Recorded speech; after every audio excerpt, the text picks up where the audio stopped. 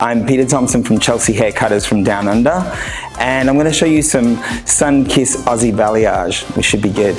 So what I like to do with my sun-kissed look is I like to blend in the natural color and bring out the lightness, but make it look really soft, really natural. I'm just going to do like a really light weave, but what I'm going to do with my weaving is that we're actually going to take it a little bit thicker on the ends after back combing through.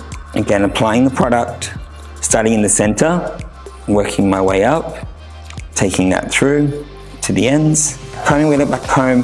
Again, we're going to elongate this back comb. We're going to work on the crown section at the top. Again, like I said, if I wanted a little bit more sun-kiss coming through this, I'd actually go back through, maybe even with a stronger lightener, like a 40 volt.